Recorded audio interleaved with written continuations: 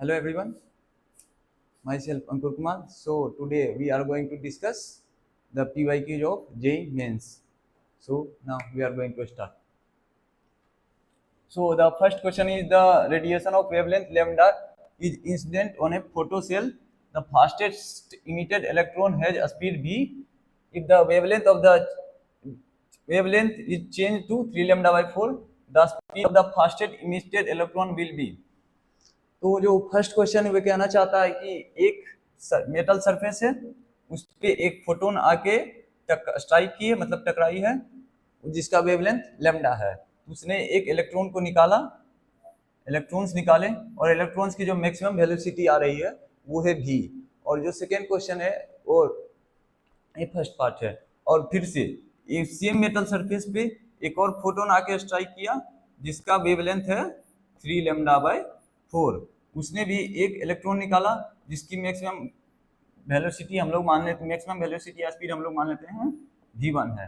तो हमें फाइंड करना है v1 क्या होगा। तो चलिए हम लोग स्टार्ट करते हैं। ओके, तो क्वेश्चन आप लोगों को समझ में आ गया होगा, आई थिंक सो। तो आगे चलते हैं। तो हम लोग जानते हैं का maximum kinetic energy, work function और जो हम फोटोन की एनर्जी, उनके बीच में रिलेशन क्या होता है। So kinetic energy of electron is equal to जो हम लोग एनर्जी दी वो क्या होता है Hc upon lambda minus five. यहाँ पे जो फाइव है वो हम लोग का वर्क फंक्शन है। वर्क फंक्शन वो एनर्जी होती है, वो मिनिमम एनर्जी होती है जो कि अगर इलेक्ट्रॉन को दी जाए वो सरफेस के मेटल को छोड़ देगा। जैसे एग्जांपल से हम लोग समझते हैं, जैसे ये मेटल है, इसकी वर्क फंक्शन है 10 इलेक्ट्रॉन वोल्ट। अब जो हमने इसको 10 इलेक्ट्रॉन वोल्ट का एक फोटोन इस पे स्ट्राइक करवा दिया, तो वो जो मेटल जो इलेक्ट्रॉन है जो कि सरफेस के मेटल पे होगा वो इसको छोड़कर बाहर निकल जाएगा। ये कहना है वर्क फंक्शन का। वो आप लोग को वर्क फंक्शन समझ में आ गया होगा।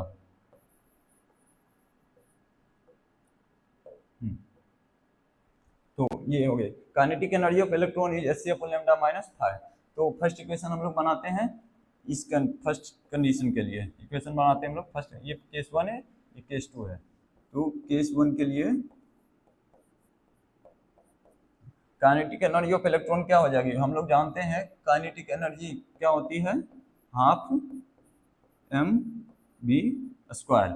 Okay, so kinetic energy of electron क्या हो जाएगी, half mv square. Okay, m is the mass of the electron. ये केस 1 की हम लोग बात कर रहे हैं।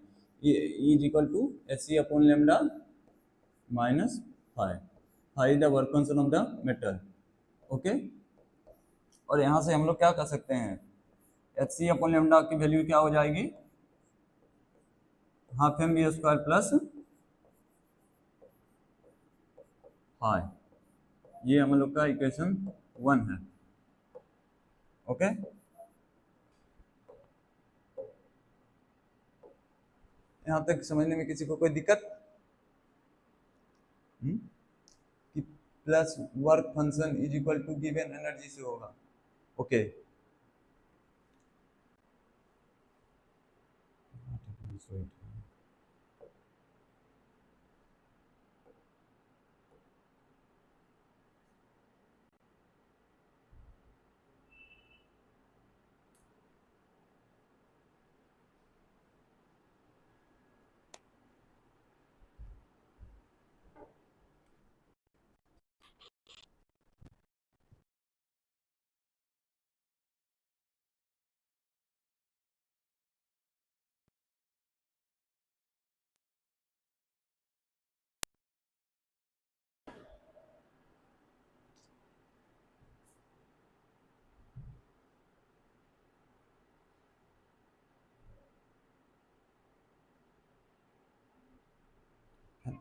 मैम वो पीपीटी हट गया, पता नहीं क्या हो गया। ओके, पता नहीं क्या हुआ, लिखती ये आ गया, अभी पीपीटी खुल ही नहीं रहा। ओके, इससे एग्जिट क्या,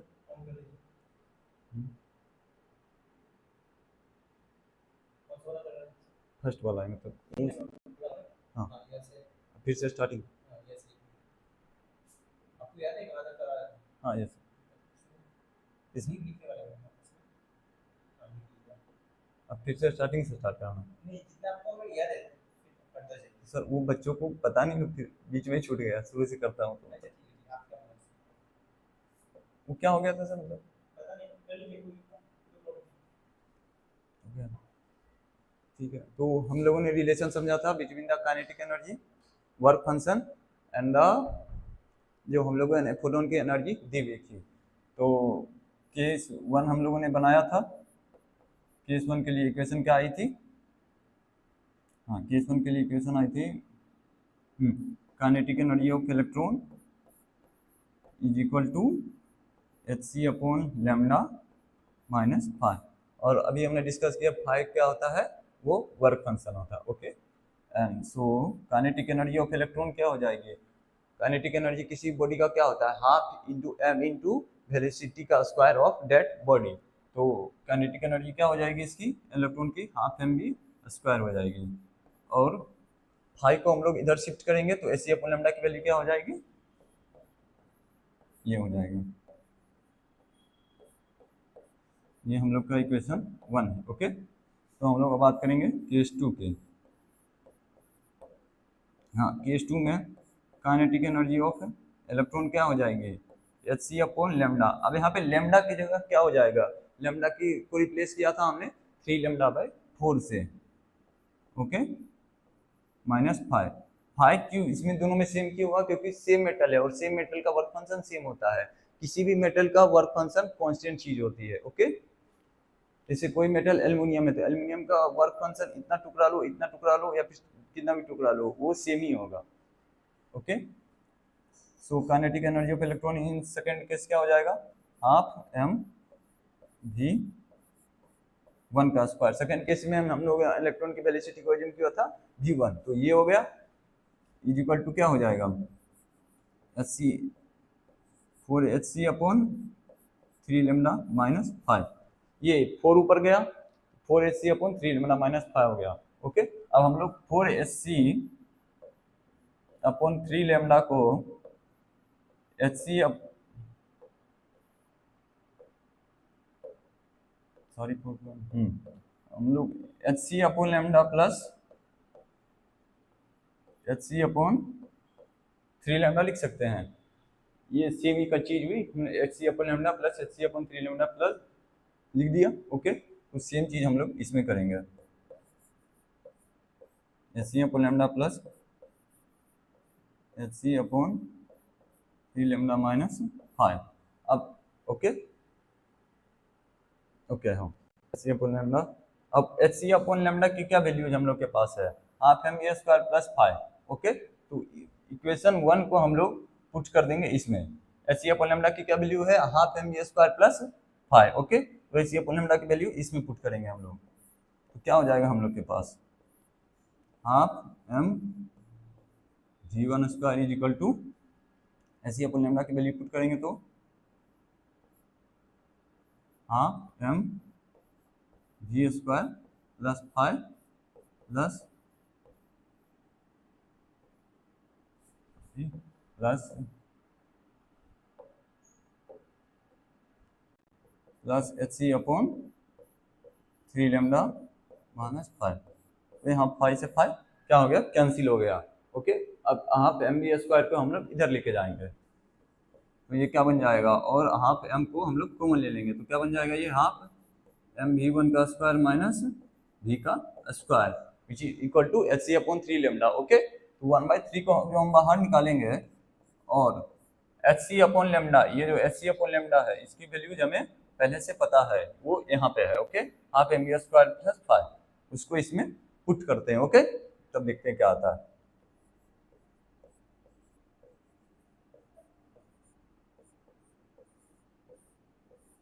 half M V square plus five. Okay, तो आप लोग इसका स्क्रीनशॉट ले सकते हैं। अब हम लोग, क्योंकि मैं इसको इरेज करने जा रहा हूँ। ओके, इस पार्ट का आप लोग स्क्रीनशॉट ले सकते हैं, मैं यहाँ पे फिर से लिखने जा रहा हूँ। ओके, इस पार्ट का अभी आप लोग स्क्रीनशॉट ले लीजिए, क्योंकि मैं इसको इरेज करने जा रहा हूँ, क्योंकि मुझे यहाँ पे लिखना। वो आप लोगों ने स्क्रीनशॉट ले लिया होगा। चलिए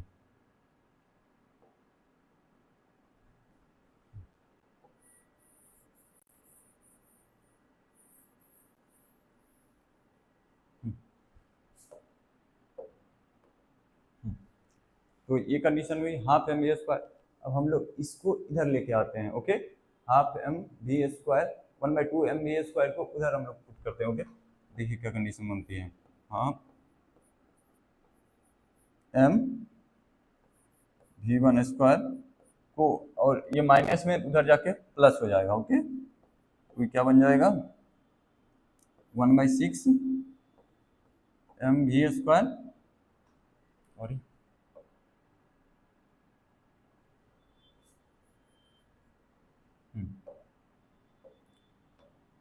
ये 1/3 और 1/2 मल्टीप्लाई होगा, ये क्या बन जाएगा 1/6 mv²। ओके, 1/6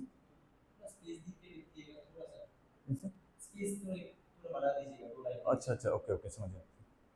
ओके, ये क्या हो जाएगा 1/6 mv² प्लस 5/3। ओके ओके, और जब हम लोग हाफ mv² को उधर लेके गए तो माइनस था, तो वो क्या बन जाएगा प्लस बन जाएगा। तो ये क्या बन जाएगा हाफ mv²। ओके, हम लोग इसको सॉल्व करते हैं। ये क्या बन जाएगा 2 3 4/3 + 1 4/6 mv² plus 5/3 is equal to half mv1²।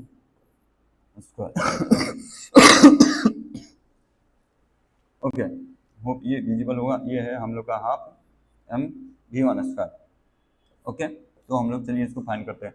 Latest suppose कर लेते हैं जब हमें mv1² की मिनिमम वैल्यू निकालनी हो, mv1², हाफ v1 की मिनिमम वैल्यू निकालनी है, तो v1 की मिनिमम वैल्यू क्या होगी, कब आएगी, जब ये पार्ट जो है ये जीरो हो जाए हम लोग का। ओके, ये पार्ट को हम लोग कंसिडर कर लेते हैं जीरो। हम लोग कंसिडर कर लेते हैं कि जो मेटल है वो टोटली आइडियल कंडीशन ले लेते हैं, मतलब मेटल का वर्क फंक्शन जीरो है, मतलब उस पर फोटोन आके स्ट्राइक करेगा और इलेक्ट्रॉन निकालेगा किसी भी एनर्जी का। तो 5 को हम लोग अभी कंसिडर कर लेते हैं जीरो। ओके, तो हमारी ये क्या कंडीशन बन जाएगी, half mv1² is equal to 4/6 mv²। Okay, तो 2 से 3 कैंसिल हो गया, m से m कैंसिल हो गया, and v1² is equal to 4/3v²। Okay, तो हमारी v1 की वैल्यू क्या बन जाएगी 4/3v 4/3v² रेट पावर 1/2, जो कि आपको ऑप्शन 4 में दिख रहा होगा। पर ये गलत है, बहुत सारे बच्चे यही गलती करते हैं। ये गलत क्यों है, क्योंकि किसी भी मेटल का वर्क फंक्शन कभी भी जीरो नहीं हो सकता। ये पॉसिबल ही नहीं कि किसी भी मेटल का वर्क फंक्शन जीरो हो। ओके, अब लोग समझते हैं, देखिए ये कुछ वैल्यूज है और वर्क फंक्शन हमेशा एक पॉजिटिव चीज होती है। इसको फाइंड करने के लिए इसमें हम लोग कुछ पॉजिटिव वैल्यू ऐड करते हैं, मतलब कुछ पॉजिटिव वैल्यू ऐड करते हैं। इसका मतलब क्या है, ये वैल्यू जो है इससे बड़ी है, जैसे 5, लेट अस सपोज ये 5 है, ये 3 है, ये 2 है, तो 5 को फाइंड करने के लिए हम लोग 3 में 2 ऐड करते हैं। मतलब इनिशियली क्या है कि 5 जो है वो 3 से बड़ा होगा। कंडीशन क्या फाइंड की, 5 को सेम वही कंडीशन है, 5 है, 3 है, 2 है। 5 को फाइंड करने के लिए हमने 3 में ऐड किया, 2 ऐड किया, 2 एक पॉजिटिव नंबर है। सिमिलरली इसको फाइंड करने के लिए इसमें हमने एक पॉजिटिव वैल्यू ऐड की, तो इसका मतलब क्या होगा कि जो v1 है वो ऑब्वियसली v से बड़ा होगा, मतलब जो हमने कंडीशन लाई थी उससे बड़ा होगा। तो v1 जो है वो ऑब्वियसली इससे बड़ा नहीं होगा।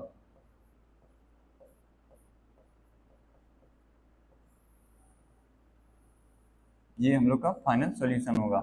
होप आप लोगों को समझ में आ गया होगा। करेक्ट ऑप्शन हम लोग का ऑप्शन 2 हो जाएगा। कोई दिक्कत थी इसमें,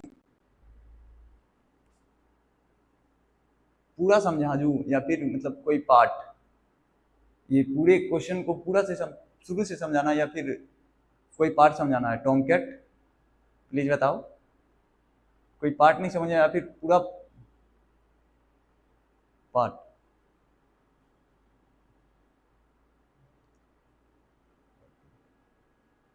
क्लियर? टॉम कैट रिप्लाई करो ब्रो, रिप्लाई करो। कितना पार्ट पूरा शुरू से समझाना है, ओवरव्यू देना है? ओके ओके, तो आप लोग इसका स्क्रीनशॉट ले लीजिए, फिर मैं जाके ओवरव्यू दे दूंगा। पहले आप लोग स्क्रीनशॉट ले लीजिए इसका। स्क्रीनशॉट ले लिया आप लोगों ने? आप लोगों ने स्क्रीनशॉट लिया, प्लीज थंब का साइन दे दीजिए।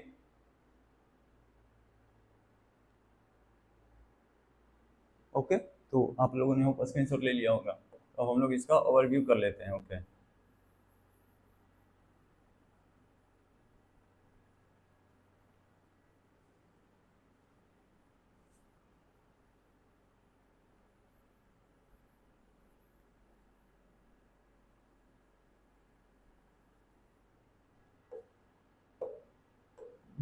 तो इसका टोटल ओवरव्यू करें तो हुआ क्या था कि जो एक इलेक्ट्रॉन, एक फोटोन आया जिसकी वेवलेंथ लैम्डा थी, उसने मेटल पे स्ट्राइक किया।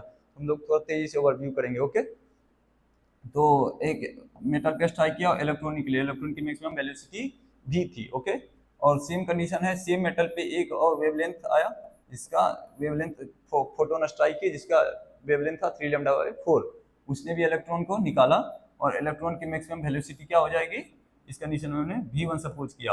और हम लोगों ने इक्वेशन बनाया, हम लोग जानते हैं work function, maximum kinetic energy, और जो हम लोगों ने एनर्जी ऑफ फोटोन दी उसके बीच का रिलेशन, वो क्या होता है, kinetic energy is equal to, हाँ, एच म्यू जो energy of photon minus H mu क्या होता है, एनर्जी ऑफ फोटोन्स होता है, फाई क्या होता है, वर्क फंक्शन होता है। ओके, तो इसी रिलेशन को हम लोगों ने यूज किया और इसको सॉल्व किया और फाइंड कर लिया value. Okay, done? Tom cat done? आगे बढ़ सकते हैं?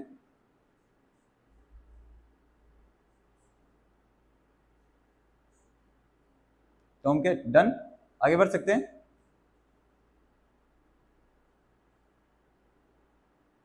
निर्मय शाह, आपका क्या डाउट था, एक बार मतलब फिर से बता सकते हैं?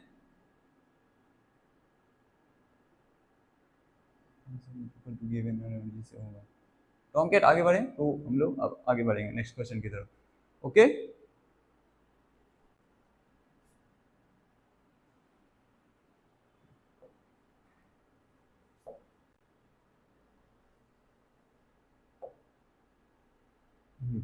तो अब हम लोग मूव करेंगे सेकेंड क्वेश्चन की तरफ। Okay,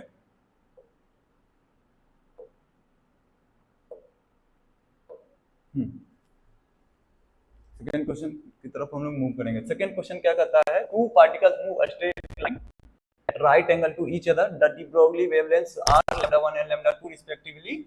The particles suffer perfectly in elastic collision. The de Broglie wavelength lambda of the final particle is given by। ये क्वेश्चन कहना क्या चाहता है कि से दो पार्टिकल हैं, ठीक है, वो एक दूसरे के परपेंडिकुलरली मूव कर रहे हैं, मतलब ये कोई, ठीक है, ये पार्टिकल ऐसे मूव कर रहा है, ये लाइक दिस, ये पार्टिकल ऐसे मूव कर रहा है, ये ऐसे मूव कर रहा है, ऐसे मूव कर रहा है, वो दोनों के टकरा जाते हैं। ओके, आप लोगों को समझ में आया? इसे ये ऐसे मूव कर रहा है, ऐसे मूव कर रहा है, ऐसे मूव कर रहा है, आके टकरा जाते हैं वो, और वो कोलाइड कैसे करते हैं, perfectly in elastic collision. Perfectly in elastic collision में क्या होता है, जब दो बॉडी आके टकराती है, जैसे ये बॉडी बॉडी बॉडी, ये बॉडी चल रही है, दोनों चल रही है, जब परफेक्टली इन इलास्टिक कोलिजन हो जाता है, और जब दो बॉडी टकराती है वो आपस में एक साथ चलने लगती है, जैसे ये बॉडी चल रही है, चल रही है, चल रही है, इससे आके उसने परफेक्टली इन इलास्टिक कोलिजन किया, तब ये दोनों साथ साथ चलेंगे, मतलब ये दोनों एक की तरह काम करेंगे। ओके, हाँ, आप लोग को परफेक्टली इलास्टिक कोलिजन समझ में आया होगा। ओके, तो हम लोग अब आगे बढ़ते हैं। तो आप लोगों को समझ में आ गया पार्टिकल कैसे मूव कर रहा है और परफेक्टली इलास्टिक कोलिजन क्या होता है। तो हम लोग आगे बढ़ते हैं। ओके, तो फर्स्ट हम लोग सपोज कर लेते हैं कि एक पार्टिकल जो है एक्स में मूव कर रहा है, दूसरा पार्टिकल वाई डायरेक्शन में मूव कर रहा है। ओके, ये वाई है हम लोग का, ये पार्टिकल हम लोग का एक्स है। ओके, ओके, और इसकी डी वी लैम्डा 1 और लैम्डा 2 हम लोग जानते हैं, the wavelength lambda is equal to क्या होता है, एच अपॉन एम भी होता है। Okay, where h is the Planck's constant and m is the mass of the body, v is the velocity, मतलब lambda is equal to d Broglie wavelength होता है h upon momentum of the particle। momentum क्या होता है, mass into velocity। तो तो इतना आप लोग जानते हैं, ठीक है। तो हम लोग लेटर सपोज कर लेते हैं पार्टिकल जो है ये x है और y में मूव कर रहा है, ये दूसरे के परपेंडिकुलरली मूव कर रहा है, ये ऐसे मूव कर रहा है और ऐसे मूव कर रहा है, ओके। तो इनके जो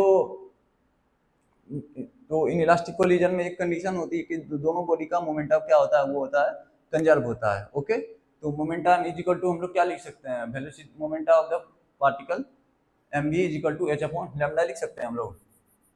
इस इक्वेशन से mv is equal to h upon lambda हम लोग लिख सकते हैं। क्या आप लोग समझ में आ रहा है, ओके। mv इस इक्वेशन से mv is equal to h upon lambda लिख सकते हैं, मतलब momentum of the particle is h upon lambda. इतना तक समझ में आया, ओके। सो पार्टिकल का मोमेंटम क्या है, h upon lambda i cap plus h upon lambda j cap, okay. ये हो गया हम लोग का इनिशियल कंडीशन, ओके। और फाइनल कंडीशन क्या हो रही है कि ये दोनों पार्टिकल आकर कोलाइड कर रहे हैं और एक साथ मूव कर रहे हैं किसी भी डायरेक्शन में, विच सपोज लेट्स सपोज कर लेते हैं उसकी वेलोसिटी v डैश है और उसका वेवलेंथ लैम्डा फाइनल है, ये हम लोगों को पता है, ठीक है। इतना तो कोई दिक्कत नहीं, ओके। तो इनिशियल मोमेंटम ये थी हम लोग की h lambda upon I cap plus h lambda upon J cap.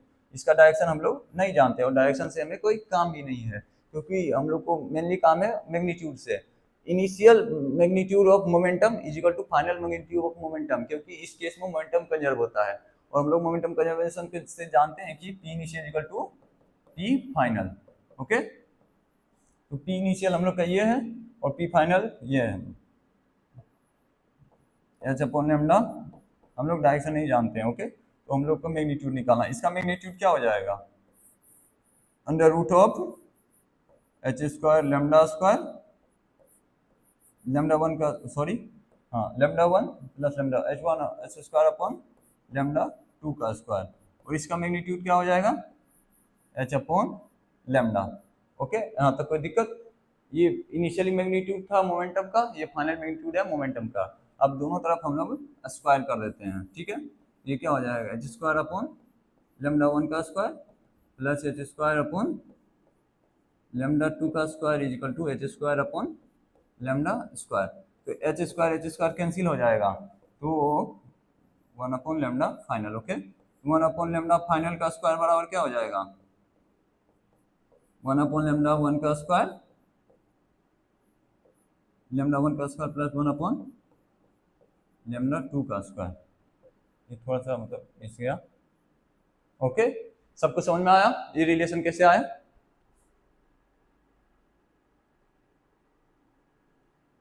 In the last question, since there are variables and would be applicable for only condition, therefore if say phi is 0 then SC upon lambda is equal to so हाँ yes bro, हाँ तुसी आचार्य जी आप बिल्कुल सही जा रहे हैं। अब बी और भी को न्यू को हम लोग कंपेयर कर लेंगे, जिससे हम लोग का आ जाएगा भी इक्वल टू जो भी रिलेशन था उसमें, और एक कंडीशन हम लोग जानते हैं कि से जो फाई है वो जीरो नहीं हो सकता, इसके कारण से वो उस वैल्यू से ग्रेटर होगा। यस आप लोगों ने तुसी आचार्य जी आपने बिल्कुल सही समझा।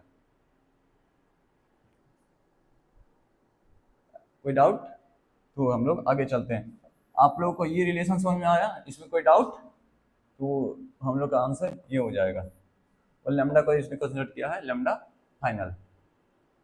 इस क्वेश्चन में किसी को कोई डाउट तो आप बता सकते हैं।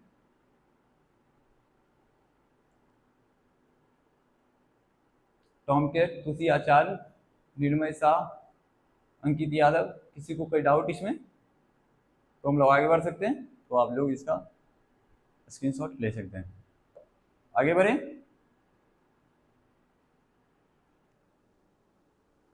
तो हम लोग आगे बढ़ते हैं,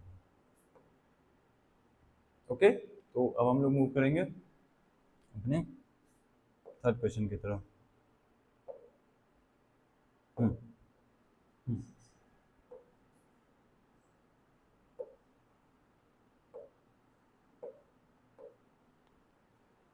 क्लियर, तो थर्ड क्वेश्चन की तरफ मूव कर सकते हैं। प्लीज थम्स अप का साइन दे दीजिए अगर मूव कर सकते हैं तो।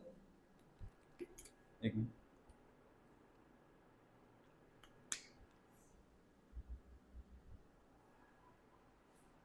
ये बोर्ड आप लोग क्लियरली विजुअल तो है? हाँ, अब ये क्वेश्चन थोड़ा सा एक इम्पोर्टेंट क्वेश्चन है।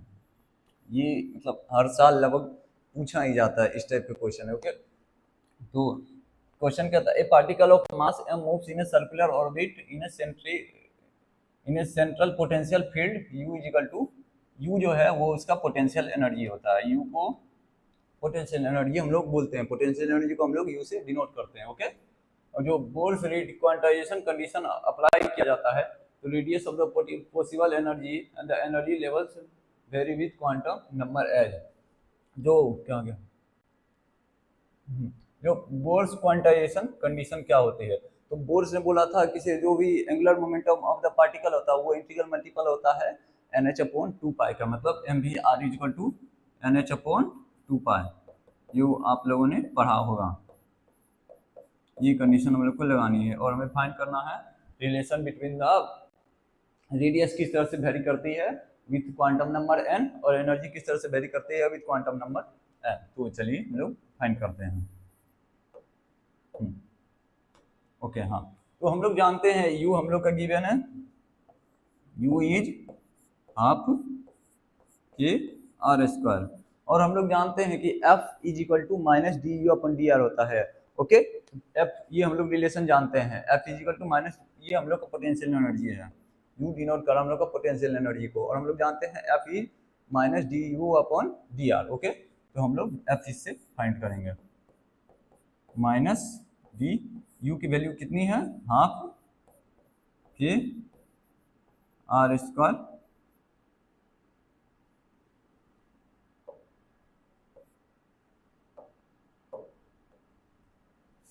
Half K R square upon D R, 1/2 K constant है तो ये बाहर चला आएगा, और ओके 1/2 के कांस्टेंट बाहर चला आएगा, D R square upon D R. Okay, तो हम लोग जानते हैं डी आर स्क्वायर का डिफरेंशिएशन क्या हो जाएगा, 2r। ओके, तो ये क्या हो जाएगा 1/2k इंटू 2r, माइनस यहाँ पे लग जाएगा, ये वैल्यू क्या हो जाएगी हम लोग की minus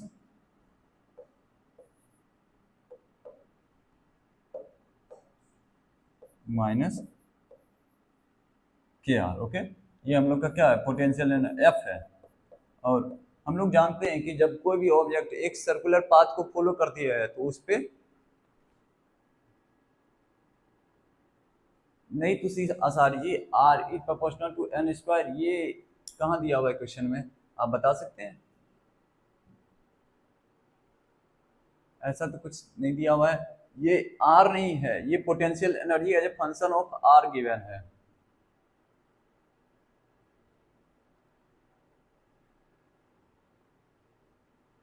are is proportional to N square, पहले ऑप्शन में है नहीं, वो जो आप लोगों ने r is equal to r naught a naught N square by z पढ़ा था, वो अलग कंडीशन थी, वो थी हम लोग की आइडियल कंडीशन।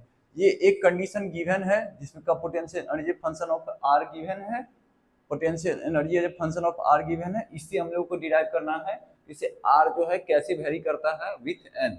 ओके, जो आप लोगों ने ये कंडीशन पढ़ी थी वो कंडीशन अलग है, इसमें वो कंडीशन अलग है, उसमें जो पोटेंशियल एनर्जी होता है वो होता है के Q1 Q2 अपॉन आर, इसमें पोटेंशियल एनर्जी अलग है, तो आर का रिलेशन एम के साथ अलग होगा। समझ में आया तुसी आचार? प्लीज थम्स अप करिए अगर समझ में आ गया होगा तो। अब आगे बढ़ सकते हैं, प्लीज थम्स अप कर दीजिए, आगे बढ़ सकते हैं तो।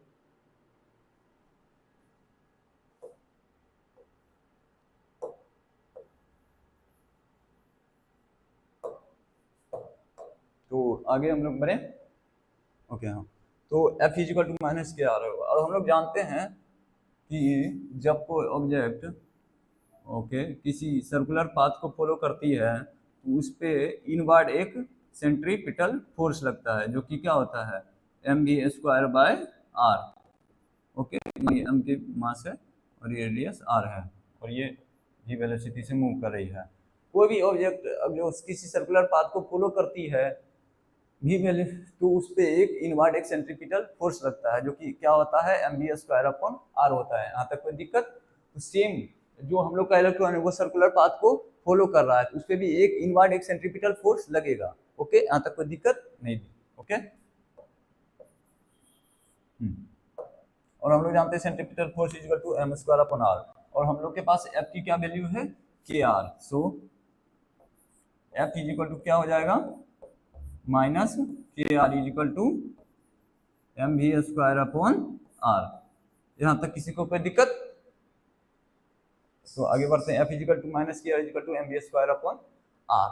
हमें फाइंड क्या करना है, रिलेशन बिटवीन आर, ठीक है। तो इसको हम लोग नई इक्वेशन 1 मान लिया।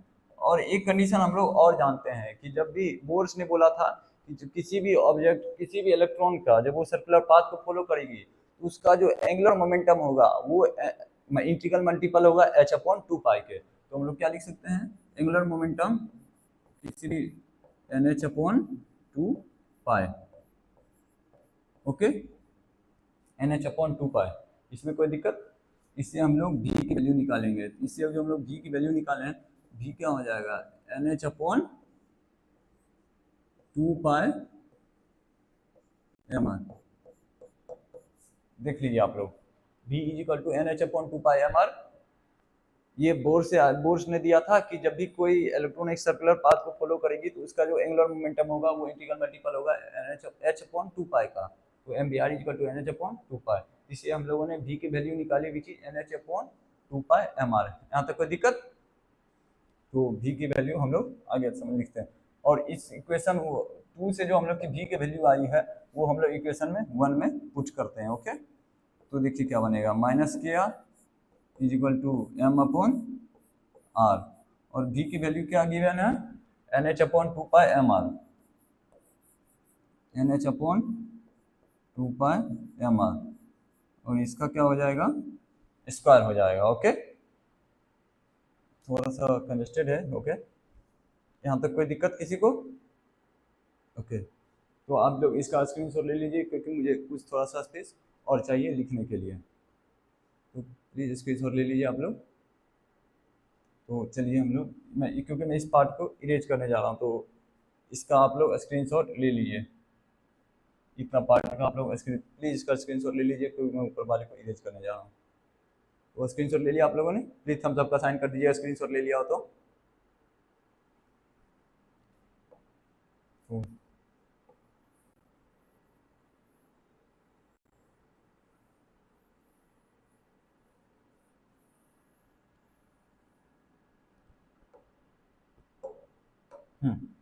तो इसमें हम लोग वैल्यू डालेंगे तो इधर आर ऊपर आ जाएगा तो क्या हो जाएगा, K R square is equal to M upon are,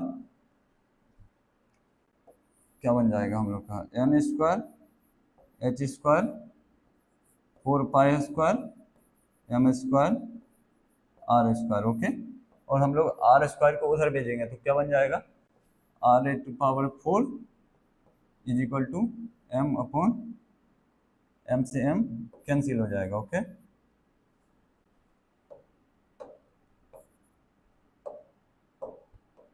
M से एम कैंसिल हो जाएगा तो ये क्या बन जाएगा हम लोग का, N square H square upon 4 pi square M, और नीचे में आ जाएगा के। तो इसमें हम लोग साफ देख सकते हैं कि जो आर है, R A to power 4 is directly proportional to N square. इतना आपको समझ में आ रहा है, जो आर जो है वो directly proportional to N square है। इतना समझ में आ रहा है आप लोगों को? ठीक है, तो आर जो है वो किसके हो जाएगा, r square is directly proportional to n, तो are is directly proportional to under root of n. इतने दूर तक कितने लोगों को समझ में आया? प्लीज हम सबका साइन कर दीजिए। किसी को कोई doubt? Tushi Acharya, Tom Kate, Ankit Yadav, किसी को कोई डाउट तो आप पूछ सकते हैं। R E directly proportional to under root of n आ गया। इतना तक सबको समझ में आया? ओके, तो हम लोग आगे बढ़ते हैं। Okay, R E directly proportional to N, इतना फिर से आप लोग स्क्रीनशॉट ले लीजिए क्योंकि मैं नीचे वाले पार्ट को मिटाने जा रहा हूँ। सॉरी, जगह की कमी है तो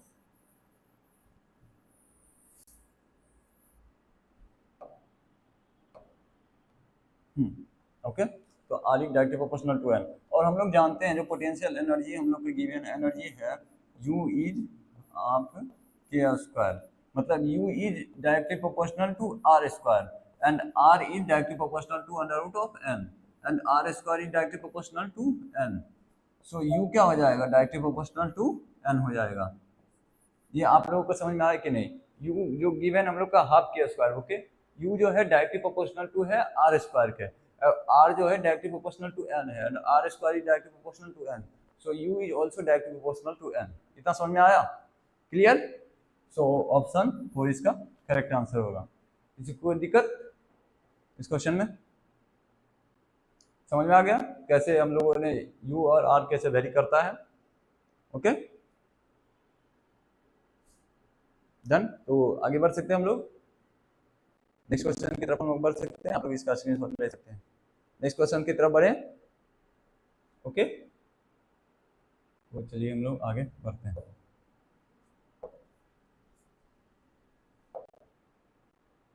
निकल लिया।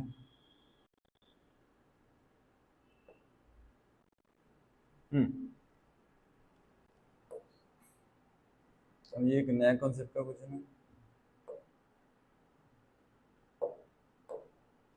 तो ये हम लोग का क्वेश्चन है, light is incident normally on A completely absorbing surface with an energy flux of 25 omega centimetre square. Okay, if the surface has an area of 25 centimeter square, the momentum transfer to the surface in 40 minute time interval will be। Okay, तो कहना क्या चाहता है कि जो light जो है ये कंप्लीटली अब्जॉर्बिंग सरफेस है, मतलब कंप्लीटली अब्जॉर्बिंग सरफेस का कहने का मतलब है इस पे जितनी भी लाइट आएगी वो एब्जॉर्ब होगी, वो रिफ्लेक्ट नहीं होगी। ओके, जैसे ये मान लिया हमने completely absorbing surface, completely absorbing surface का एग्जांपल आप लोग समझ सकते हैं ब्लैक बॉडी से। ब्लैक बॉडी पे जितनी भी लाइट गिरती है वो उसको कंप्लीटली एब्जॉर्ब कर लेता है। ओके, इसको हम कंसीडर कर लेते हैं ये हमारा कंप्लीटली अब्जॉर्बिंग सरफेस है। ओके, मान लीजिए इस पे कोई लाइट गिरी तो वो उसको कंप्लीटली एब्जॉर्ब कर लेगा, मतलब उसको 1% भी रिफ्लेक्शन नहीं होगी।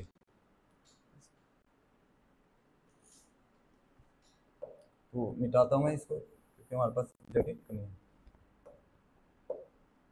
ओके हाँ, तो हम लोग आगे बढ़ते हैं। इसमें गिवन एनर्जी इक्वल टू होता है power upon area. Okay, energy flux, energy flux आप लोग लिख सकते हैं एनर्जी फ्लक्स, सॉरी थोड़ा सा, एनर्जी फ्लक्स होता है पावर अपॉन एरिया। हमें फाइंड करना है momentum transferred in the 40 minute time interval. Momentum transfer का बेसिकली कहने का मतलब है किसी कितना चेंज इन मोमेंटम हुआ ड्यूरिंग 40 मिनट्स। ओके 140 है, कोई बोल रहा है कट ऑफ नहीं हुआ। हाँ बेटा बिल्कुल आपको पढ़ना चाहिए, आपको अभी 140 काफ़ी अच्छे मार्क्स होते हैं, सिर्फ 140 हैं। गौरव शर्मा, मैं आपका डाउट नहीं समझ पाया, मैं लास्ट में आपका डाउट लेंगे, पहले क्वेश्चन देख लेते हैं हम लोग। यहाँ तक कोई दिक्कत, लास्ट में आपका डाउट देखूंगा। ओके ओके हाँ, तो एनर्जी फ्लक्स हम लोग का गिवन है। सरफेस एरिया कितना दिया हुआ है 25 सेंटीमीटर स्क्वायर। ओके, सेंटीमीटर रेत पर -2 है, इसमें थोड़ी सी प्रिंटिंग मिस्टेक है। एरिया का जो यूनिट होता है वो 80 सेंटीमीटर स्क्वायर होता है, सॉरी प्रिंटिंग मिस्टेक है। एरिया का जो यूनिट होगा वो सेंटीमीटर स्क्वायर होता है, तो आप लोग sorry for the mistake. Okay okay, I upon C into T. Okay okay, आप तुसी आचार्य कहना चाहते हैं फोर्स का आप फॉर्मूला लिख रहे हैं। ओके ओके, आप सही है बिल्कुल। फोर्स इज इक्वल टू, मैं आगे इसको एक्सप्लेन करता हूँ। ओके, फ्लक्स हम लोग को गिवन है, सरफेस एरिया गिवन है, the momentum transfer in 40 second, मतलब डेल टी कितना हम लोग को गिवन है 40 सेकेंड। और एफ हम लोग जानते हैं F is equal to del T by del T. Okay, force बराबर क्या होता है हम लोग जानते हैं, फोर्स इज इक्वल टू क्या होता है, चेंज इन मोमेंटम होता है, मतलब change in momentum per unit time. Del P by del T मतलब कितना चेंज इन मोमेंटम हुआ अपॉन कितना टाइम। ओके, वही हम लोग का फोर्स होता है, इतना तो आप लोग समझते हैं। ठीक है, तो change in momentum is equal to क्या हो जाएगा, force into delta T.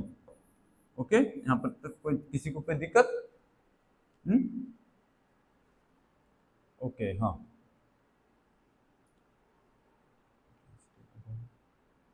Okay हाँ। और हम लोग फोर्स इजिकल टू क्या होता है, हम लोग जानते हैं force is equal to I a upon c होता है। ये सब लोग समझते हैं, force is equal to I upon c. यहाँ तक कोई दिक्कत किसी को? Force is equal to I upon c मैंने लिखा, यहाँ तक कोई दिक्कत? ये हम लोग का फोर्स का फॉर्मूला होता है जब बॉडी कंप्लीटली एब्जॉर्ब हो जाती है। ओके, ये कंप्लीटली एब्जॉर्प्शन के केस में ये फोर्स का फॉर्मूला होता है। तो हमें गिवन है आई कितना गिवन है 25, एरिया में भी कितना गिवन है 25, और सी हम लोग जानते हैं कितना होता है 25 इंटू 25, एंड सी हम लोग जानते हैं सी क्या होता है, स्पीड ऑफ लाइट होता है। ओके, तो 3 इंटू 10⁸ और चेंज इन मोमेंटम क्या हो जाएगा, del P equal to F delta T. तो इसमें डेल्टा टी इसको टाइम से मल्टीप्लाई करेंगे, 40 मिनट है तो हम लोग किस में कन्वर्ट करेंगे, सेकंड में। 40 minute equal to 40 into 60 second. यहाँ तक कोई दिक्कत इस कैलकुलेशन में? किसी को कोई दिक्कत? कोई दिक्कत है तो, कोई डाउट है तो आप लोग पूछ सकते हैं। ओके, तो आगे बढ़े हम लोग। जो ये हम लोग की गिवन है वो इंटेंसिटी है आई। ओके ओके, तो आगे बढ़े हम लोग। जो एनर्जी फ्लक्स होता है वो इंटेंसिटी होता है। इंटेंसिटी क्या होता है, power upon area. Okay, energy flux को हम लोग इंटेंसिटी बोलते हैं, which is power upon area, ये सेम है। ठीक है, तो इंटेंसिटी की वैल्यू हमें गिवन है 25, एरिया की भी गिवन वैल्यू हमें 25। सो डेल पी मतलब एम इंटू डेल्टा पी फिर आ जाएगा आई अपन सी। ओके हाँ, आप सही समझ रहे हैं, तुसी आचार्य। ओके, तो हम लोग इसमें वैल्यू पुट करेंगे तो डेल पी का वैल्यू कितना आ जाएगा 25 इंटू 25 इंटू 40, तो 3 से ये गया कितना हो जाएगा 20। तो 25 इंटू 25 का स्क्वायर कितना 625 होता है। 625 इंटू 40 इंटू 625 इंटू 800 इंटू 10⁻⁻8। तो ये क्या हो जाएगा 625 इंटू 8 कितना हो जाएगा 5000। 5000 इंटू ओके 25 इंटू 25 625 इंटू कितना हो जाएगा 800। ओके, इंटू 10⁻, हाँ ठीक है। तो हम लोग आगे बढ़ते हैं, ये कितना हो जाएगा 5000 से 00 इंटू 10⁻⁻8, तो ये 3 to 5, तो ये क्या हो जाएगा 5 इंटू 10⁻³ न्यूटन पर सेकेंड, इसकी यूनिट हो जाएगी। तो ऑप्शन 1 इज द आंसर। इस क्वेश्चन में किसी को कोई डाउट? कोई डाउट है तो आप पूछ सकते हैं, नहीं तो आप जो समझ में आ गया तो आप थंब का सिग्नल दे सकते हैं। किसी को कोई डाउट? 5 समथिंग 1 हाँ सही है, सही है, उसे आ जा रही है, आपका सही है। फर्स्ट ऑप्शन 5 इंटू 10⁻³ आएगा। ओके, तो उसी आचार्य आपको समझ में आ गया। एंड अदर्स सारे बच्चे कहाँ चले गए? गौरव शर्मा, आपको समझ में आया? समझ में आ गया तो प्लीज थम्स अप कर दीजिए। अंकित शर्मा, अंकित यादव, गौरव शर्मा, जिन बच्चों को समझ आएगा प्लीज थम्स अप का साइन कर दीजिए। किसी को कोई डाउट तो हम आगे बढ़ सकते हैं। ओके, तो हम लोग मूव करेंगे अपने नेक्स्ट क्वेश्चन की तरफ।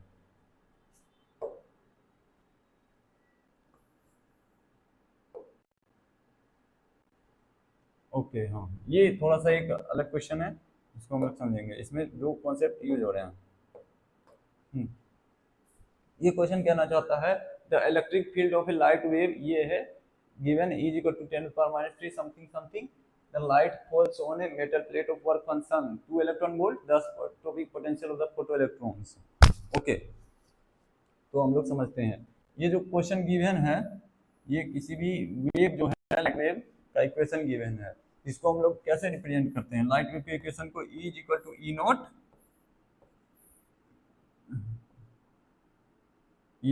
Not okay,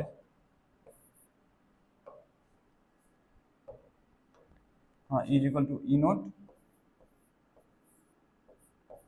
cos kx minus omega T होता है। ओके, ओमेगा टी, और ये हम लोग का डायरेक्शन है। ओके, तो इस इक्वेशन और इस इक्वेशन को हम लोग कंपेयर करेंगे। ओके, इस इक्वेशन और इस इक्वेशन को हम लोग कंपेयर करेंगे। इससे हम लोग की ओमेगा की क्या वैल्यू आ जाएगी, इस इक्वेशन और इस इक्वेशन को हम लोग कंपेयर करें तो ओमेगा की क्या वैल्यू जाएगी, तो बता सकता है? जब इन दोनों इक्वेशन को हम लोग कंपेयर करेंगे तो ओमेगा की क्या वैल्यू आएगी, तो बता सकता है? तुसी आचार्य बता सकते हैं, अंकित यादव, कोई बता सकते हैं? तो जब हम लोग इन दोनों इक्वेशन को कंपेयर करेंगे तो ओमेगा की वैल्यू आ जाएगी 2 पाई इंटू 6 इंटू 10⁻14। हाँ, तो किसी को कोई दिक्कत? क्योंकि ये दोनों ओमेगा टी, ओमेगा के एक्स, तो ओमेगा की वैल्यू आ गई। और ओमेगा क्या होता है? लाइट की ओमेगा क्या होता है? एंगुलर फ्रीक्वेंसी होती है। और ओमेगा की फॉर्मूला क्या होता है? 2 पाई इंटू फ्रीक्वेंसी। इतना आप लोग जानते होंगे। ओमेगा क्या होता है? Angular frequency. और omega is equal to 2 pi into frequency. Okay, तो इससे 2 पाई कैंसिल हो जाएगा, तो हम लोग को फ्रीक्वेंसी की वैल्यू कितनी आ जाएगी? 6 इंटू 10⁻14। ओके, जब हम लोग के पास फ्रीक्वेंसी आ गया तो हम लोग जो लाइट गिर रहा है, फोटो इलेक्ट्रिक इफेक्ट, ये कहानी बन रही है। ये जो वेव, लाइट वेव गिर रहा है, इसकी हम लोग एनर्जी भी निकाल सकते हैं formula by using the formula H mu is equal to H mu, where H is the Planck's constant और म्यू इज द फ्रीक्वेंसी। जो हमें इस लाइट वेव की हम लोग एनर्जी पता चल गई, हमें मेटल और फंक्शन की वहन है, तो हम लोग स्टॉपिक पोटेंशियल निकाल सकते हैं। बेसिकली जो स्टॉपिक पोटेंशियल होता है एनर्जी अपॉन इलेक्ट्रॉनिक चार्ज होता है, maximum kinetic energy upon electronic charge होता है। तो हमें ये सब गिवन एनर्जी पर हमें पता चल गई, वर्क फंक्शन हमें गिवन है, तो हम लोग मैक्सिमम काइनेटिक एनर्जी उसकी ऑब्जेक्टिव निकाल सकते हैं। और मैक्सिमम काइनेटिक एनर्जी हम लोग को पता चल गई तो हम लोग स्टॉपिक पोटेंशियल भी निकाल सकते हैं। यहाँ तक किसी को कोई डाउट? यस, यस, हाँ, सही आप समझ रहे हैं। हाफ ई नॉट ये स्क्वायर एक्स वॉल्यूम देगा टोटल एनर्जी। हाँ, जब हम लोग, हाँ ठीक है, ओके, तो हम लोग आगे समझते हैं। हम लोग को फ्रीक्वेंसी पता है, ठीक है, हम लोग को फ्रीक्वेंसी पता है। सॉरी तुसी आचार्य, मैं आपका डाउट समझ नहीं पा रहा हूँ। वॉल्यूम देगा total energy so that to be found in electron volt, okay, and just subtracted from 2 volt. मैं समझ नहीं पा रहा हूँ आप क्या बोल रहे हैं, सॉरी, बट मैं ये आपको प्रोसेस बता सकता हूँ कि जो फ्रीक्वेंसी है वो हम लोग की पता है, तो लाइट की हम लोग एनर्जी पता कर सकते हैं। इतना आपको पता है, लाइट की एनर्जी पता चल गई। लाइट की एनर्जी जो हम लोग पता है उसमें वर्क फंक्शन को सब्ट्रैक्ट करेंगे तो हम लोग क्या आ जाएगा? मैक्सिमम काइनेटिक एनर्जी आ जाएगा। ओके, जब हम लोग का मैक्सिमम काइनेटिक एनर्जी आ जाएगा तो हम लोग फाइंड कर सकते हैं स्टॉपिंग पोटेंशियल।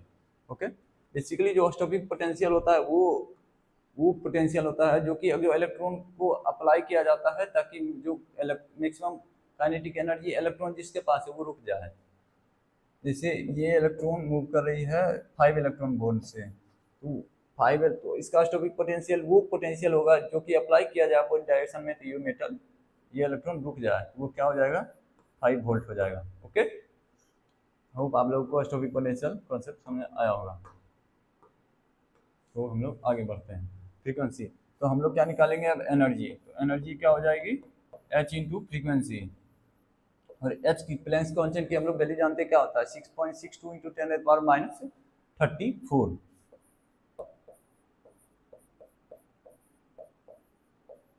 और म्यू की हम लोग के पास क्या वैल्यू गिवन है? 6 इंटू 10⁻14। ओके, तो ये क्या हो जाएगा? 6.62 इंटू 6 इंटू 10⁻−20। और ये जो हम लोग की एनर्जी आई है वो हम लोग के जूल में आई है, बट जो क्वेश्चन है उसमें इलेक्ट्रॉन वोल्ट में गिवन हुआ वर्क फंक्शन, तो हम लोग जूल को इलेक्ट्रॉन वोल्ट में कन्वर्ट कर सकते हैं। और हम लोग जानते हैं कि 1 joule is equal to 6.25 into 10⁻18 electron volt होता है। ये आप लोग रिलेशन जानते होंगे। Okay, 1 joule is equal to 6.25 into 10⁻18 electron volt होता है, तो इसको हम लोग इलेक्ट्रॉन वोल्ट जूल में कन्वर्ट करेंगे। तो क्या हो जाएगा? 6.62, ये 6 में इसमें मल्टीप्लाई होगा, 6 इंटू 6.25 इंटू 10⁻18 इंटू 10⁻−20। ये क्या हो जाएगा? 6.62 इंटू ये 37.5 हो जाएगा। Okay, 37.5 into 10⁻²। जब इन दोनों को मल्टीप्लाई कीजिएगा तो आपकी वैल्यू अप्रोक्सीमेटली आ जाएगी। किसी ने कैलकुलेशन किया है क्या? तो आप लोग बता सकते हैं। बात कर रहा सर, हाँ सही, आप लोग बिल्कुल तो ओके ओके, हाँ सही है सही है। तो आचार्य जी बिल्कुल सही समझ रहे हैं। ओके, मैं एक मिनट रुक जाए, मैं कैलकुलेशन करता हूँ।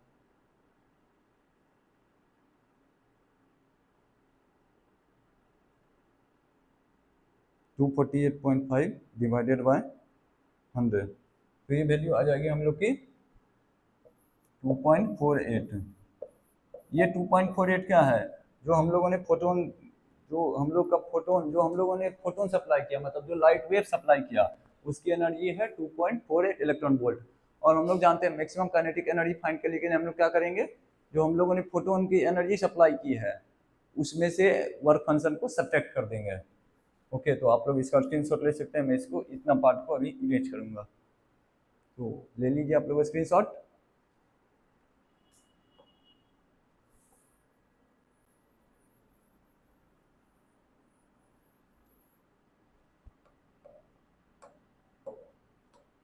ओके, तो आप लोगों ने स्क्रीनशॉट ले लिया होगा। तो हम लोग जानते हैं कि kinetic energy, maximum kinetic energy of the electron क्या होता है, जो हम लोगों ने इलेक्ट्रॉन को, जो हम लोगों ने इसका जो एनर्जी है लाइट वेव का एनर्जी माइनस वर्क फंक्शन, तो लाइट वेव की एनर्जी हम लोगों ने अभी निकाली है विच इज 2.48। ओके, तो 2.48 और इसमें से वर्क फंक्शन को हम लोग सब्ट्रैक्ट कर देंगे विच इज 2। ओके, तो हम लोग का मैक्सिमम काइनेटिक एनर्जी कितना आ जाएगा, 0.48 इलेक्ट्रॉन वोल्ट। और हम लोगों ने अभी सीखा स्टॉकिंग पोटेंशियल क्या होता है, kinetic energy upon electronic charge. Okay, तो हम लोग का स्टॉकिंग पोटेंशियल क्या हो जाएगा, जिसको हम लोग जी से डिनोट करते हैं, जी एस से। तो स्टॉकिंग पोटेंशियल क्या हो जाएगा, 0.48 electron volt upon electronic charge which is equal to 0.48 volt. Okay, तो ऑप्शन 1 इज करेक्ट। किसी को कोई डाउट? ओके, तो हम लोग नेक्स्ट क्वेश्चन की तरफ मूव कर सकते हैं। इस क्वेश्चन में किसी को डाउट हो तो आप पूछ सकते हैं। ओके, तो इस टाइप के मल्टी कंसेप्चुअल क्वेश्चंस पूछ लिए जाते हैं। इस क्वेश्चन में किसी को कोई डाउट हो तो आप पूछ सकते हैं।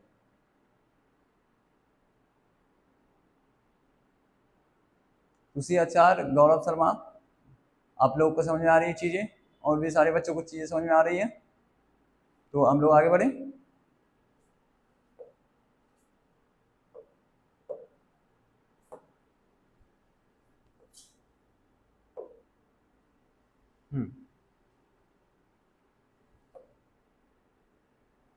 तो अब हम लोग करेंगे नीट के क्वेश्चन, जो कि नीट के प्रीवियस ईयर्स में आए हुए हैं, उनको करेंगे। ओके, तो हम लोग आगे बढ़ते हैं। तो इस क्वेश्चन को सबसे पहले हम लोग करेंगे।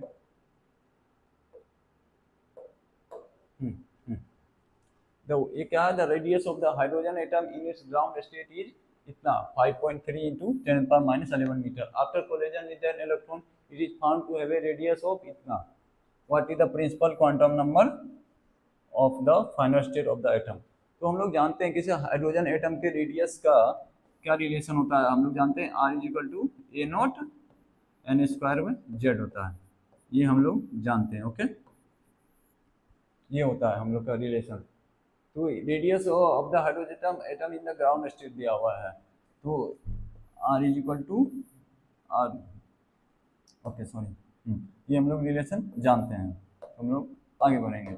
ये है क्या, radius of the hydrogen atom in the nth state, where A naught क्या हो जाएगा, radius of the hydrogen atom in the ground state. देखिए कैसे, R S is equal to ground state की बात की जाए हाइड्रोजन के लिए N ground state, N is equal to 1, hydrogen के लिए जेड इज इक्वल टू 1।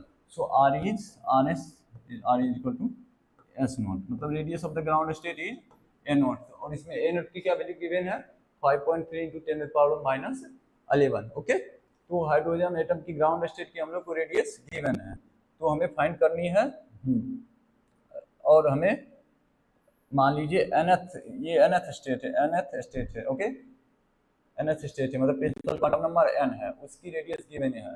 तो हम लोग क्या यूज कर सकते हैं, 2.21.2 into 10⁻11 is equal to radius of the hydrogen atom in the ground state, ground state में हम लोग का क्या गिवन है 5.3 into 10⁻⁻11 into N square. N की वैल्यू क्या है हमें भी नहीं पता, बट जेड की वैल्यू क्या है 1 है।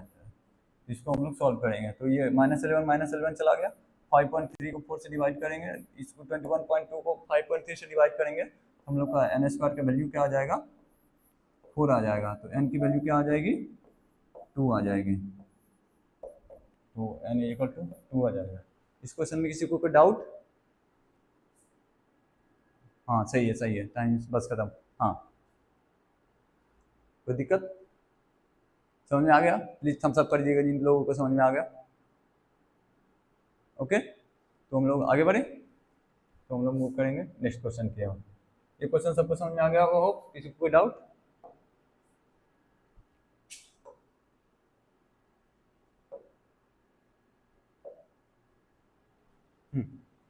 अब हम लोग इस क्वेश्चन को सॉल्व करेंगे।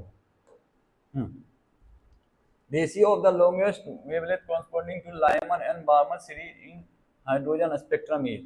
अब आप लोग हाइड्रोजन स्पेक्ट्रम तो आप लोगों ने पढ़ा ही होगा, तो आप लोगों ने लाइमर और बार्मर सीरीज के बारे में भी पढ़ा होगा। तो चलिए मैं आपको ब्रीफ रिवीजन दे देता हूँ।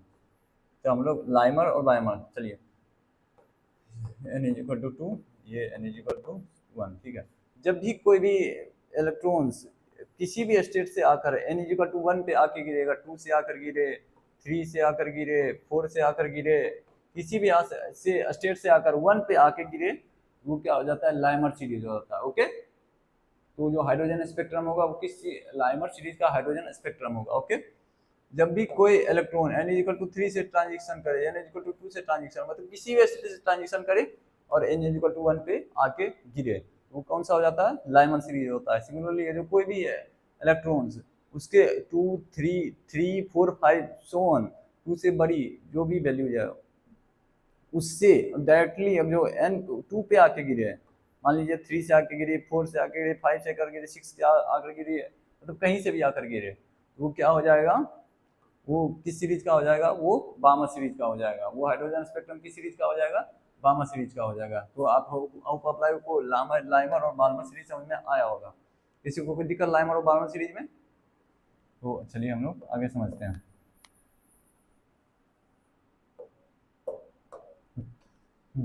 तो इसमें लिखा है लॉन्गेस्ट वेवलेंथ। हम लोग जानते हैं energy is equal to C upon lambda, ये रिलेशन हम लोग जानते हैं। ये लैम्डा मैक्सिमम कब होगा, जब एनर्जी मिनिमम हो। लैम्डा मैक्सिमम कब होगा, जब एनर्जी मिनिमम हो। ओके, लैम्डा मैक्सिमम कब होगा, जब एनर्जी मिनिमम हो। और लाइमर सीरीज का मिनिमम एनर्जी कब होगा, जब वो ट्रांजिशन करेगा 2 to 1 में, 2 to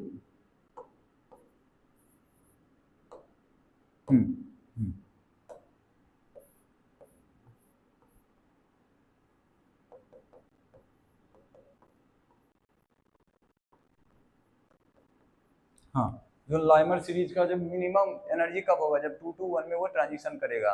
3 to 1 में करेगा तो ज़्यादा हो जाएगा, 4 to 1 में करेगा तो उससे ज़्यादा हो जाएगा। तो मिनिमम जो वैल्यू है वो कितनी हो जाएगी, जब 2 to 1 के लाइमर सीरीज की मिनिमम एनर्जी गैप कब आएगी, जब 2 to 1 में आएगी। कैसे दिखे, इसका -13.6 होता है, ये -3.4 होता है, ये 1.51 होता है, ये -0.85 होता है। हम लोग देख पा रहे हैं, हम लोग जैसे जैसे ऊपर बढ़ते जाते हैं इन दोनों के बीच का एनर्जी गैप बढ़ते जाता है, और सबसे मिनिमम एनर्जी यहाँ पे आएगी, n is equal to 2 to 1 के बीच में। तो लाइमर सीरीज का मिनिमम एनर्जी गैप कब आएगा, जब इलेक्ट्रॉन ट्रांजिशन करेगा 2 to 1 के बीच में। ओके, तो हम लोग जानते हैं एक और रिलेशन हम लोग जानते हैं, 1/λ is equal to RH into z square, 1/n1 का स्क्वायर, तो 1/n1 1 हो जाएगा, -1/n2 ओके का स्क्वायर। तो लाइमर के सीरीज के केस में n1 क्या हो जाएगा 1 हो जाएगा, और n2 क्या हो जाएगा 2 हो जाएगा। यहाँ तक सबको समझ में आ रहा है?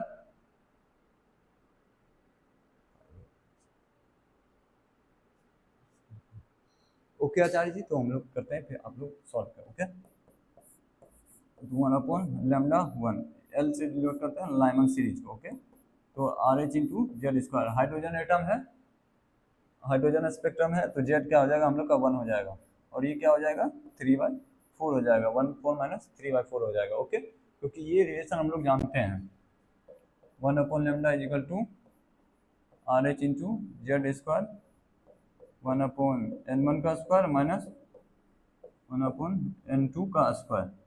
ओके, तो इसके लिए n1 1 हो जाएगा, n2 2 हो जाएगा। ओके, यहाँ तक किसी को कोई दिक्कत?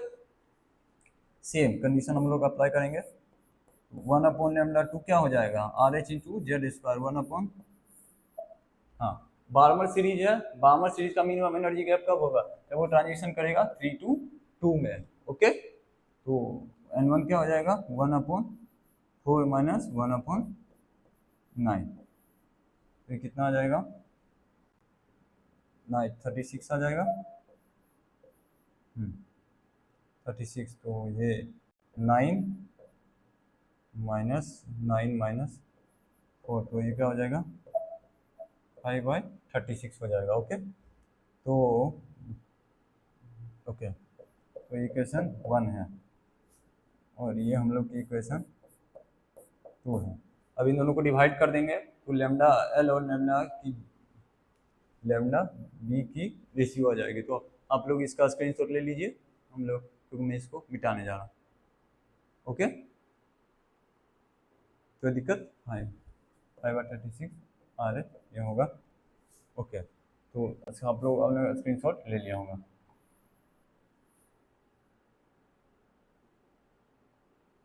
इसको मत मिटाइए।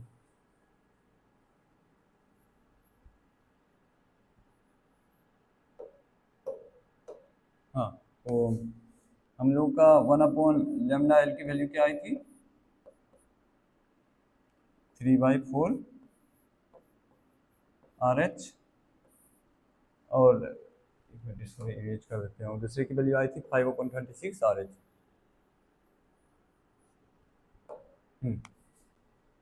1/λ बी की वैल्यू आई थी 5/36 RH। ओके, तो RH से RH कैंसिल हो जाएगा, ये 9 कैंसिल हो जाएगा, तो ये क्या हो जाएगा lambda B upon lambda L is equal to, ये 27 ऊपर चला 9 ऊपर चला गया तो 27/5। और हमसे पूछा है, ये हम लोग का बार्मर टू द लाइमर का रेशियो आया, और हम लोग से पूछा है लाइमर टू द बाल्मर का, तो इसको जस्ट रेसिप्रोकल ले लेंगे, lambda L upon lambda B is equal to 5/27, तो हम लोग का आंसर ये हो जाएगा। किसी को कोई दिक्कत? तो असर जी आपने बिल्कुल सही किया था, ऑप्शन ए था करेक्ट आंसर। किसी को कोई दिक्कत इस क्वेश्चन में तो आप पूछ सकते हैं। ओके, कोई डाउट अभी तक तो आप पूछ सकते हैं। तो हम लोग मूव करेंगे नेक्स्ट क्वेश्चन की तरफ।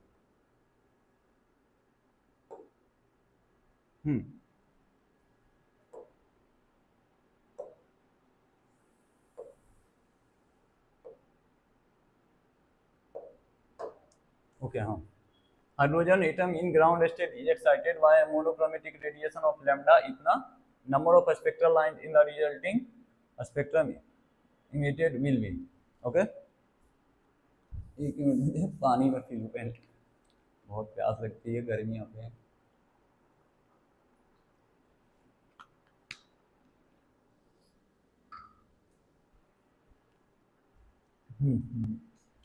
मान लीजिए क्वेश्चन कहता चाहता है कि एक हाइड्रोजन एटम है जो कि अपने ग्राउंड स्टेट में है, उसको एक एनर्जी दी गई थ्रू ए फोटोन जिसका वेवलेंथ हमें गिवन है, तो हमें फाइंड करना है number of spectral line emission के दौरान, सॉरी तो हमें number of spectral lines find करनी है इमिशन के ड्यूरेशन में। तो उसके लिए हमें क्या फाइंड करना पड़ेगा, जब कोई भी हम लोग जानते हैं ये एटम ये इलेक्ट्रॉन है, जो ये कुछ एनर्जी को एब्जॉर्ब करता है, मतलब इसको कुछ इस इलेक्ट्रॉन को कुछ एनर्जी दी जाती है, तो वो क्या मूव करता है हायर एनर्जी स्टेट में मूव करता है। मतलब मान लीजिए n इक्वल टू 1 में ये है, अब कुछ एनर्जी इसको दी गई तो n इक्वल टू 2 में मूव करेगा, n इक्वल टू 3 में मूव करेगा, वो डिपेंड करता है इसको कितनी एनर्जी दी गई है। ओके, तो हाइड्रोजन ग्राउंड स्टेट में है, वो इलेक्ट्रॉन इसको एक एनर्जी दी गई थ्रू ए फोटोन, तो ओके तो एनर्जी दी गई है, वो क्या करेगा हायर एक्साइटेड स्टेट में मूव करेगा। ओके, तो कितनी एनर्जी दी गई हमें, लेमडा गिवन है, तो हम लोग जानते हैं एनर्जी इक्वल टू क्या होता है, hc अपॉन लेमडा होता है। h क्या होता है, प्लैंक्स कांस्टेंट होता है। तो 6.6 into 10⁻34 into 3 into 10⁸ upon, sorry थोड़ा सी मतलब, हाँ हम लोग जानते हैं एनर्जी क्या होता है, एच सी अपॉन लेमडा होती है। ओके, तो ये क्या हो जाएगा 6.62 into 10⁻34 into 3 into 10⁸ upon lambda, और लेमडा की वैल्यू में गिवन है 975 आर्मस्ट्रॉन्ग, और हम लोग जानते हैं 1 Armstrong is equal to 10⁻10 metre होता है। ओके, तो इसमें जो सारी वैल्यूज हम लोग पुट करेंगे वो हम लोग एसआई यूनिट में ही पुट करेंगे। ओके, तो ये क्या आ जाएगा 975 इंटू 10⁻10, ये हम लोग की एनर्जी आएगी। तो आप लोग कैलकुलेशन कर सकते हैं, ये ऊपर जाएगा तो 6.62 इंटू 3 18, तो ये कितने हो जाएगा 10⁻16, क्योंकि ये 10 ऊपर जाएगा तो ये 10 पॉजिटिव बन जाएगा, तो ये 10⁻18 बन जाएगा, और 10⁻18 इंटू 10⁻34 क्या बन जाएगा 10⁻16 बन जाएगा। Okay, divided by 975। तो इस कैलकुलेशन को आप कर सकते हैं कैलकुलेटर से, मैं अभी कैलकुलेटर से करता हूँ, आपको दिखाता हूँ।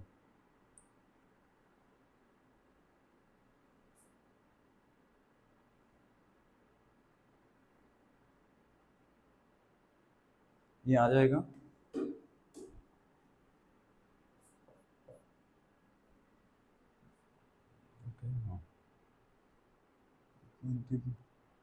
I think HC 36.62 into 10⁻34 into 3 into 10⁸ into, किसी ने कैलकुलेशन किया, कोई आंसर बता सकते हैं आप लोग इसमें से?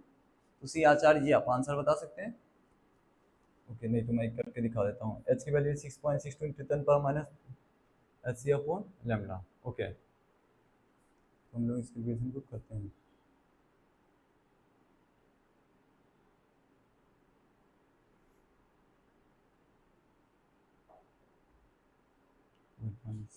ओके, और इसकी जो वैल्यू आएगी वो आएगी 12.71 इलेक्ट्रॉन वोल्ट। अब लोगों को इतना कैलकुलेशन नहीं करना पड़े, इसके इन प्लेस में आप लोग एचसी की वैल्यू लिख सकते हैं 12,400 इलेक्ट्रॉन वोल्ट पर आर्मस्ट्रॉन्ग। ओके, तो एचसी की जो वैल्यू होती है वो होती है 12,400 पर इलेक्ट्रॉन वोल्ट पर आर्मस्ट्रॉन्ग। तो एच इतना कैलकुलेशन करने के बजाय आप लोग ये वैल्यू याद रख सकते हैं और एग्जाम में आप लोग इजीली इसको सॉल्व कर सकते हैं। ओके, तो आप लोग स्क्रीनशॉट ले लीजिए, जगह की कमी इसलिए मैं इसको मिटाने जा रहा हूँ। ओके,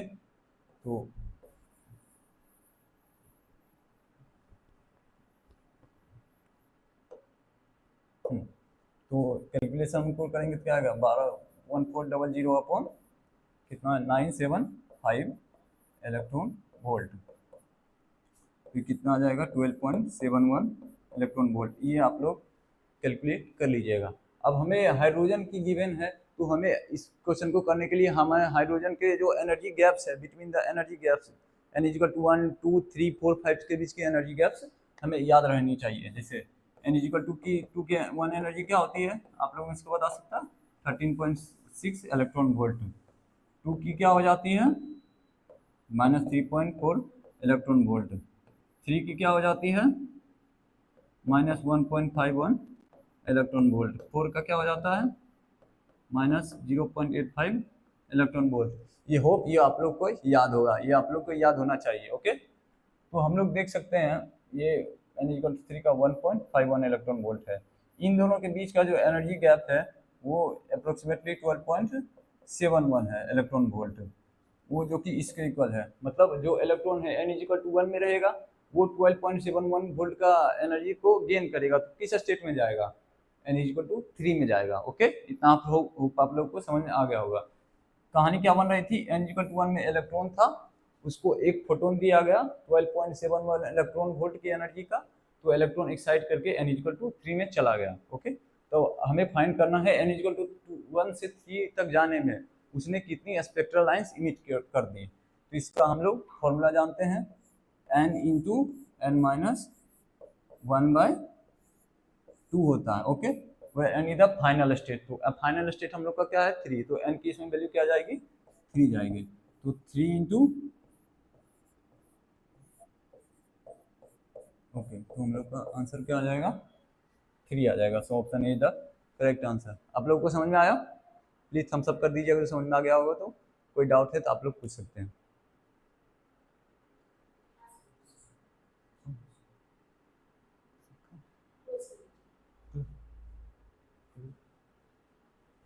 क्लोज कर, बाय, गुड बाय, आज के लिए इतना ही। All the best for your exam. Thank you.